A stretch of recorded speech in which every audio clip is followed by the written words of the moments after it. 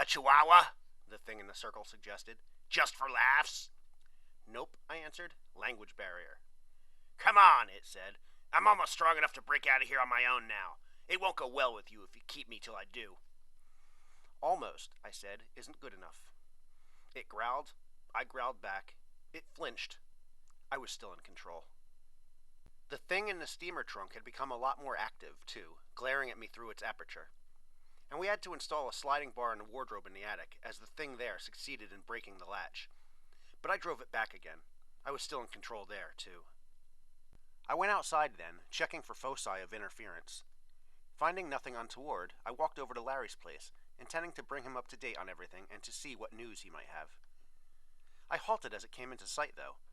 The Enderby coach was parked out front, the heavy man beside it. Had I let this go on too long?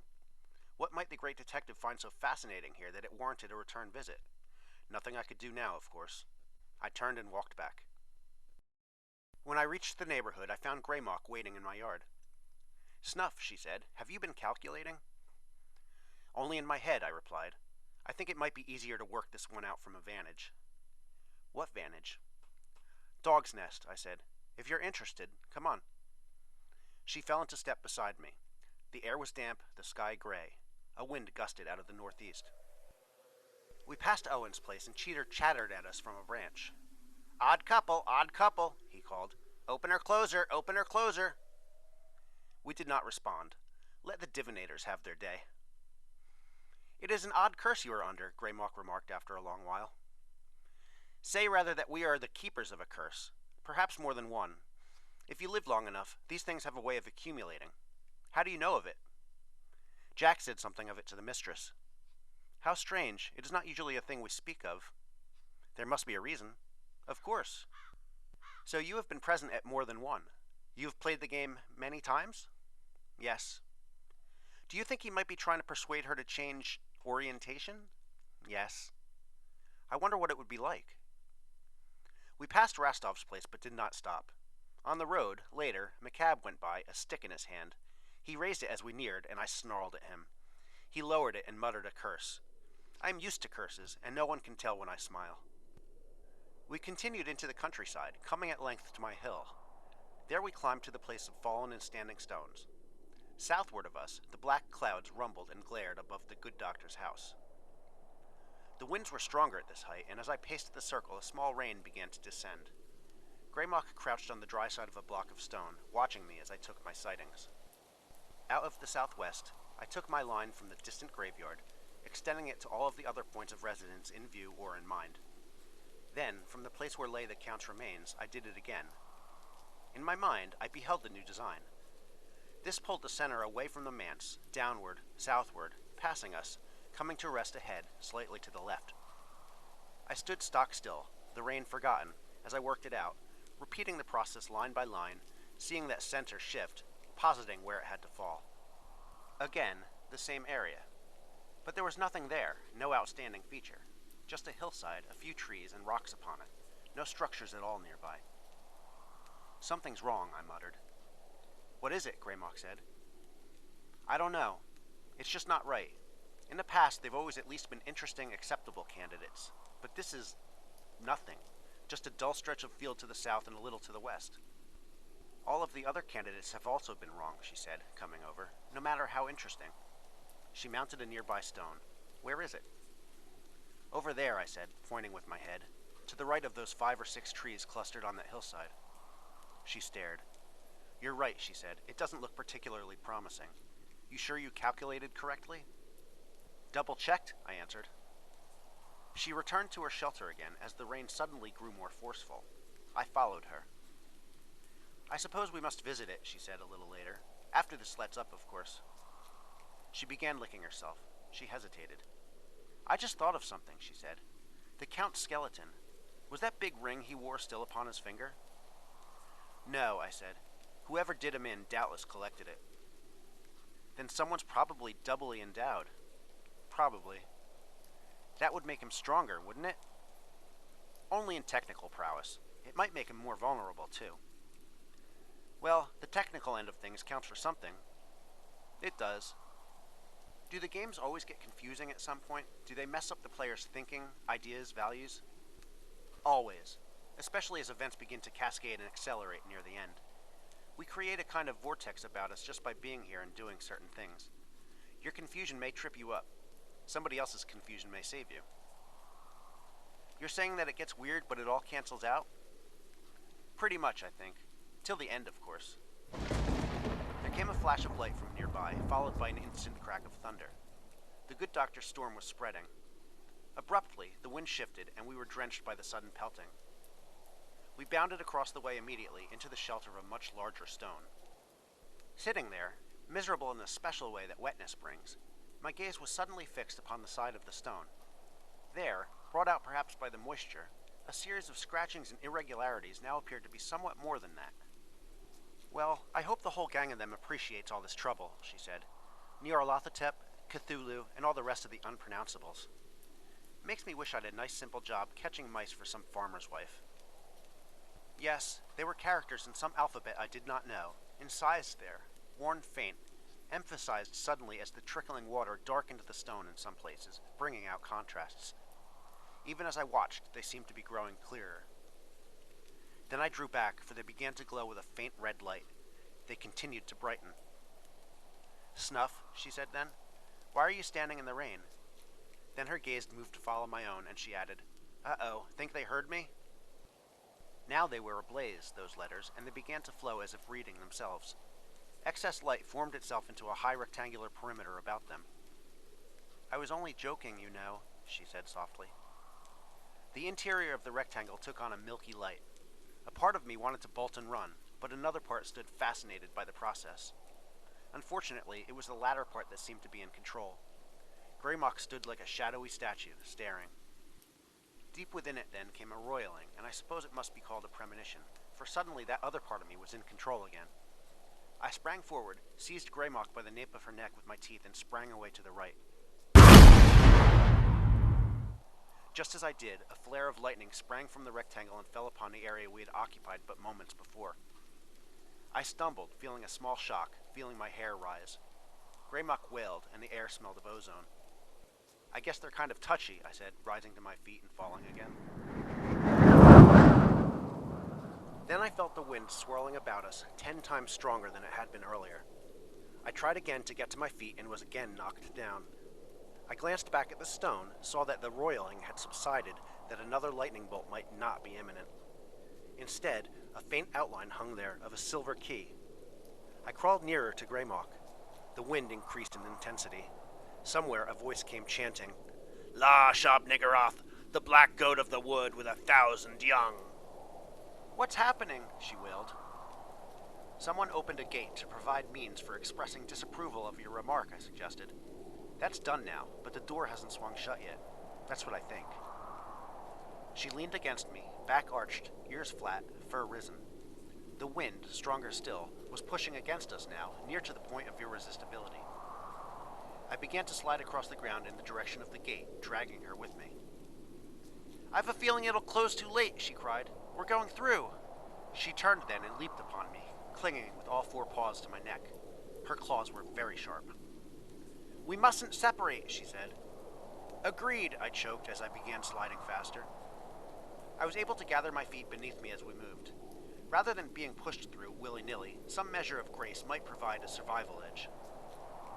It was easy to stop thinking of it as a rock wall that we were approaching, for there were obvious depths to it, though no clear features presented, and the image of the key had already faded. What lay beyond, I'd no idea. That we were going to go through, I'd no doubt. Better a little dignity then. Straightening my legs, I leaped forward, into the breach, into the mist, into the silence. Immediately, as we passed through, the sounds of wind and rainfall ceased.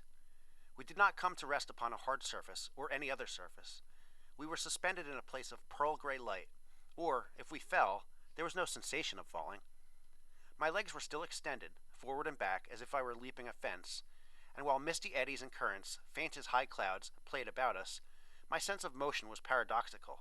That is, by turning my head in any direction, I could create the feeling of pursuing a different vector. I did turn my head to the rear in time to see the rectangle fade behind us, paling stones and grass within it.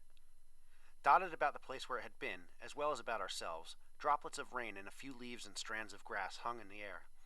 Or perhaps we were all falling together, or rising, depending on... Greymock gave a little wail, then looked about. I felt her relax after that. Then she said, "It is important that we not be parted here." "You know where we are?" I asked. "Yes. I'm sure I will land on my feet, but I don't know about you. Let me move around onto your back. We'll both be more comfortable that way." She worked her way about my neck then, finally settling into a position behind my shoulders. She did retract her claws as she settled. "Where," I said, "are we?" "I see now that something tried to help me as we were being swept forward," she said. "This is not of a piece with the lightning stroke. But the way was opened, and he sees it as a means of rescue. Possibly there is even more to it than that." "I'm afraid I don't understand you," I told her. "We are between our place and the dream world now," she said. "You have been here before?" "Yes, but not right here recently." "It feels as if we could drift here forever." "I suppose that we could." "So how do we go ahead, or go back?" My memories of this part are all scattered. If we do not like where we find ourselves, we withdraw and try again. I will try it now. Call to me if anything too unnatural occurs. With that, she grew silent, and while I waited for whatever sequel was to ensue, I thought back over the events which had brought us to this place. It struck me as odd that her mere disparaging mention of the elders had not only been heard, but that whichever had taken umbrage thereby had been strong enough to do something about it. True, the power was rising in this a most powerful time, but I wondered at such profligacy with it when there must have been multitudes of better uses to which it might be put, unless it were simply another instance of that famous inscrutability which I sometimes think is to be better understood as childishness. Then a possibility struck sparks deep within my mind, but I had to let it go, unexamined, as alterations began about me. There came a brightening from overhead. Nothing as patent as a single light source, but an increasing contrast to the darker area below my feet. I said nothing about it to Greymock, for I had resolved not to address her, barring emergencies, until she spoke. But I studied that light. There was something familiar about it, from driftings off and awakenings, perhaps. Then I realized it to be an outline, as on a map, of a continent or island, perhaps two or more, hanging there, as in a skié distance, overhead. This did peculiar things to my orientation, and I struggled to alter my physical relationship to it. I moved my legs and twisted, trying to turn my body so as to look downward rather than up at it. It was almost too easy, for there followed an immediate turning. The view became clearer, the land masses larger, as we seemed to drift nearer, topographical features resolving themselves against a field of blue wispy swirls of cloud hung above prominences, along coasts, a pair of large islands surmounted by great peaks between the two greater masses, to the west, if what seemed upward along the vertical axis were indeed north. No reason that it should be, of course, nor, for that matter, that it shouldn't. Greymock began to mutter then, in a flat, effectless tone. To the west of the southern sea lie the basalt pillars, beyond them the city of Cytherea. East the coast is green and home to fishers' towns. South from the black towers of Zelazny is the land of white fungi, where the houses are brown and have no windows. Beneath the waters there, on still days, one can see the avenue of crippled sphinxes leading to the dome of the great sunken temple. To the north again, one may behold the charnel gardens of Zura, place of unattained pleasures, the temple terraces of Zak, the double headlands of crystal at the harbor of Sana Nil, the spires of Thalarion. As she spoke, we came even nearer, and my attention was taken from spot to spot along the coasts of that sea, those features somehow magnified across the distances, so that I beheld things with the vision of dreaming. Though a part of me was baffled by this arcane phenomenon, yet another accepted with a feeling more of memory than discovery. Dilathleen, She mused. Where the wide-mouthed traders with the strange turbans come for their slaves and gold, anchoring black galleys whose stench only the smoking of thagweed can kill, paying with rubies, departing with the powerful oar-strokes of invisible rowers. Southwest then to Thran of the sloping alabaster walls, unjoined, and its cloud-catching towers all white and gold, there by the river Shai, wharves all of marble. And there lies the granite-walled city of Llaneth on the shores of the Serenarian Sea. Its wharves are of oak, its houses peaked and gabled. There, the perfumed jungle of Cled, She went on. Where lost ivory palaces sleep undisturbed, once home to monarchs of a forgotten kingdom.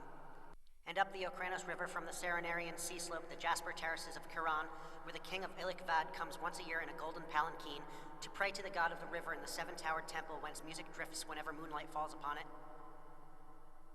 We moved steadily closer as she spoke, drifting now over vast regions, brown, yellow, green.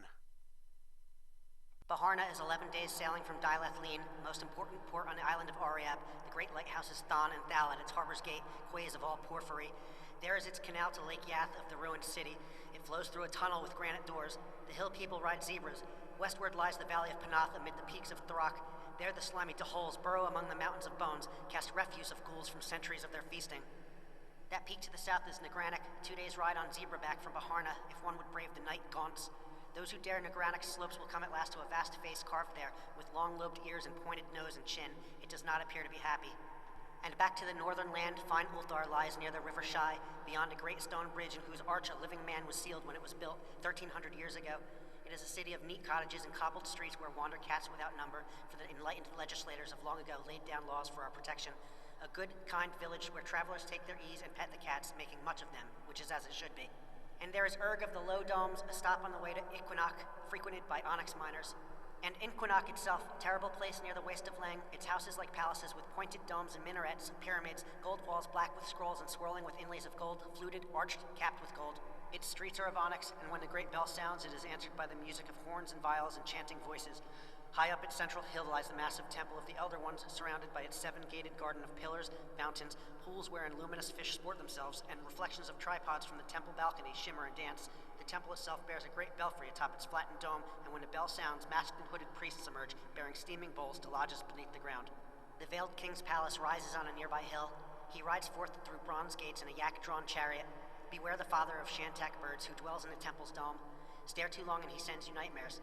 Avoid fair Inquinok. No cat may dwell there, for many of its shadows are poison to our kind. And there is Sarkamand, beyond the Leng Plateau.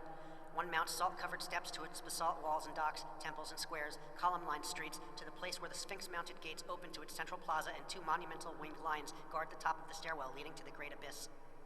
We drifted even lower now, and it was as if I could hear the winds that blow between the worlds as she continued her litany of dream-world geography. On the way to Kadath, we crossed the terrible wasteland of Lang, where, in the great windowless monastery surrounded by monoliths, dwells the high priest of Dreamworld, his face hidden by a yellow silk mask. His building is older than history, bearing frescoes of the story of Lang. Barely human creatures dance amid gone cities, the war with the purple spiders, the landing of the black galleys from the moon. And we pass Kadath itself, enormous city of ice and mystery, capital of this land. Coming at last to fair Celaphase in the land of Uth Nargai on the shores of the Serenarian Sea. Now we swooped very low above a snow-capped peak. Mount Aran, she intoned, and I saw ginkgo trees upon its lower reaches. Then, in the distance, marble walls, minarets, bronze statues. The Nuraxa River joins the sea here. There in the distance lie the Tenarian peaks. That turquoise temple down the street of pillars is where the high priest worships Nath Horthoth, and so we find our way to the place where I have been summoned. We dropped steadily then, to touch the bright-cut onyx stone of the street. Immediately, there were sounds about us once again other than the wind, breezes that I could feel. Greymock leaped from my back, alighting beside me, shook herself, and stared. You wander these lands in dreams of catnapery? I said. Sometimes, she replied, and sometimes elsewhere. And yourself? I think that sometimes I might have. She turned in a complete circle, paused, then began walking. I followed. We walked for a long while. None among the merchants and camel drivers or orchid-wreathed priests disturbed our passing. There is no time here, she remarked. I believe you, I answered, and sailors passed us from the pink-vapored harbor and sunlight sparkled upon the streets, the minarets. I saw no other dogs about, smelled none. In the distance, a blinding spectacle came into view and we made our way toward it. The rose-crystal palace of the 70 delights, she said, whence he is called. And so we walked toward it. And it was as if a part of me normally awake were sleeping, and part of me normally asleep were awake, a reversal which led to easy acceptance of wonder, to easy forgetting of day-long movements and concerns these past several weeks. The crystal palace grew before us, gleaming like a piece of pink ice, so that I looked past it rather than directly at it. Our way became more quiet as we approached, and the sun was warm. When we came into its precincts, I beheld a small gray form, the only other living thing in sight, sunning itself on the terrace before the palace, head upraised, regarding us. Greymock led us that way. It proved to be an ancient cat, lying on a square of black onyx. Drawing near and prostrating herself, she said, Hail, high-purring one! Greymock, Daughter, he answered. hello. Rise, please. She did, saying, I believe that I felt your presence at the time of an elder one's wrath. Thank you, Yes, I have been watching for all of your month. he said. You know why. I do. He turned his head, antique yellow eyes meeting my own. I lowered my head out of respect for his venerability, and because Greymock obviously regarded him as someone of great importance. You come in the company of a dog. Snuff is my friend, she said. He pulled me out of a well, cast me back from the Elder One's lightning. Yes, I saw him move you when it fell, right before I decided to call you here. He is welcome. Hello, Snuff. Hello, sir, I answered. Slowly, the old cat rose to his feet, arched his back, stretched low, righted himself. Times, He said, are complicated just now. You have entered an unusual design. Come walk with me, daughter, that I may impart a small wisdom concerning the final day. For some things seem too small for the Great One's regard, and a cat may know that which the elder gods do not. She glanced at me, and since few can tell when I am smiling, I nodded my head. They strolled along into the temple itself, and I wondered whether, somewhere, an ancient wolf in a high, craggy place were watching us, always alert, his only message, keep watching, Snuff, always. I could almost hear his timeless growl from the places beneath thought. I sniffed about, waiting. It was hard to tell how long they were gone in a place without time, but it followed that it should not seem to take long, nor did it. When I saw them emerge, I wondered again at the strangeness which had paired me in friendship with an opener, and a cat at that. Coming up to me, I saw that Greymock was almost disturbed, or at least puzzled, by the way she raised her right paw and regarded it. This way now, The old one stated, and he looked at me as he said it, so I knew that I was included in the invitation. He led us up an alleyway beside the Palace of 70 Delights, where fluted dustbins of umber, aquamarine, and russet, their sides inscribed with delicate traceries of black and silver, handles of malachite, jade, porphyry, and chrysoberyl stood, holding forgotten mysteries of the temple. Purple rats fled our approach, and a single lid shivered, emitting a bell-like tone which echoed from the rose crystal wall. in here, He told us, and we followed him into a darkened recess which held a temple postern. Beside it, a less substantial door quivered upon the crystal wall, a churning milkiness beginning within its suddenly apparent rectangle there as we approached.